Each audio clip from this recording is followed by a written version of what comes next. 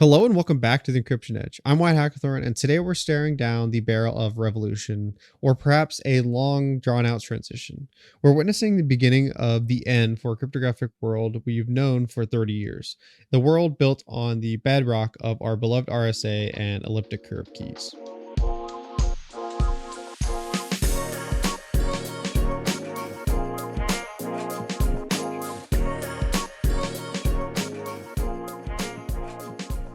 The boogeyman here, of course, is quantum computers. The threat against our asymmetric keys have been hyped for about 20 years, and scientifically, the breakthrough for a large-scale quantum computer remains perhaps a decade away.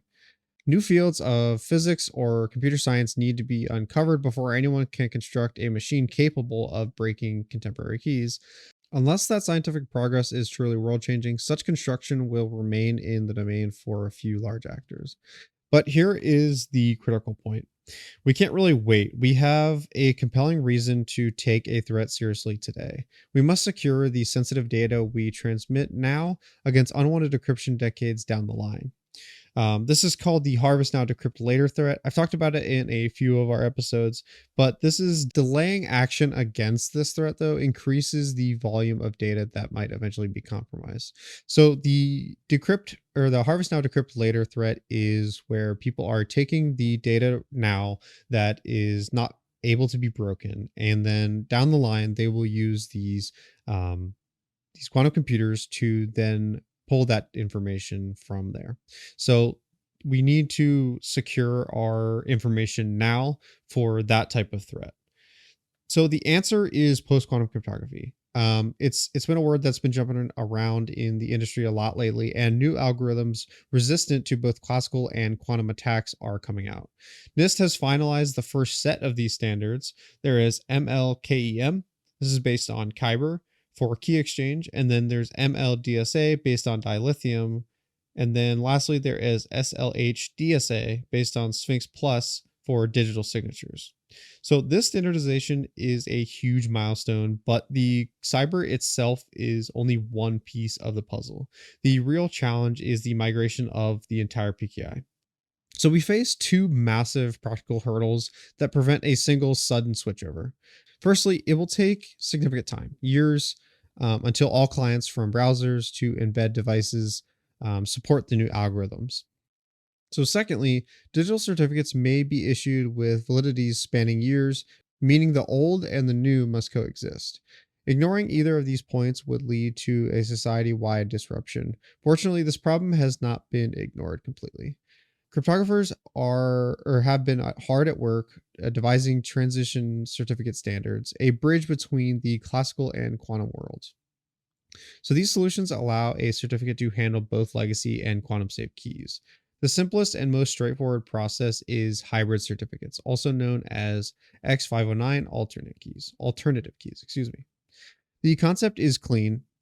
Simply add three non-critical extensions to the standard X509 certificate format. These extensions contain the quantum safe public key, its signature algorithm, and its signature.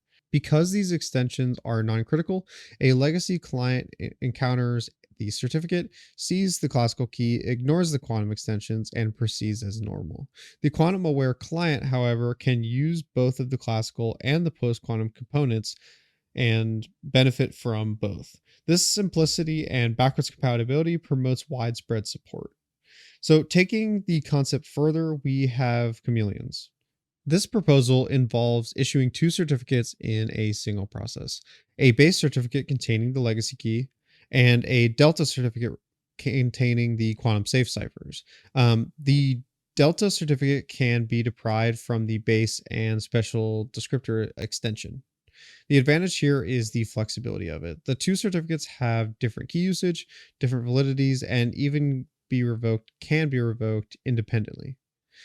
This elegance, however, naturally creates a greater complexity hurdle for mass adoption by issuers and consumers. Lastly, we have composites. The proposal implies a clean break from 509 by using a complex construct called a composite signature. Here, several signatures, for example, a classical RSA and a quantum MLDSA, are combined in one element. the signature remains valid even if one of the underlying ciphers is broken. This not only solves the transitional problem, but acts as a robust hedge against a future vulnerability being discovered in one of the new novel PQC algorithms. The main disadvantage is the lack of backwards compatibility for this one, which could force a difficult ecosystem wide adoption. Another non-trivial issue is the large key and or signature sizes associated with PQC ciphers, making composites with multiple keys a poor choice for bandwidth critical applications.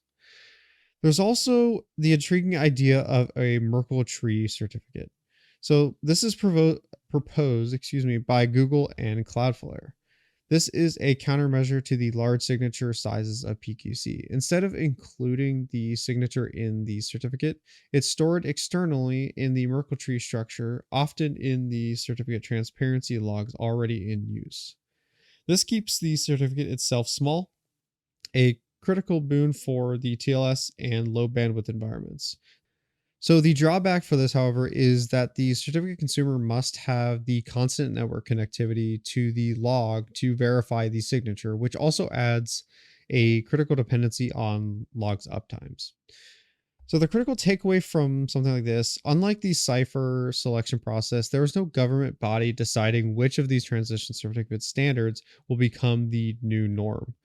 While they vary widely in complexity and impact, the proponents of each foresee a critical use case. The final decider of where the PKI world lands will depend on the market itself.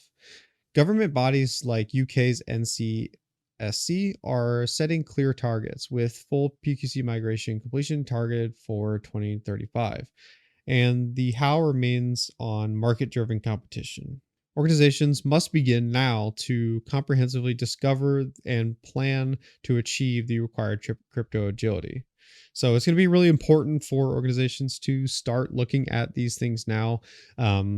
They have these targets set for 2035. Other standards have it set for 2030. I think it's a lot of we're not sure when the migration will happen, but 2030 to 2035 is kind of the pretty official tentative date for PQC full transition. Thank you guys for listening in to this episode of the Encryption Edge. If you guys have any topic suggestions, you can leave a comment over there on YouTube, or you can give us an email at info@encryptionconsulting.com. Thank you guys for listening, and I'll talk to you in the next one.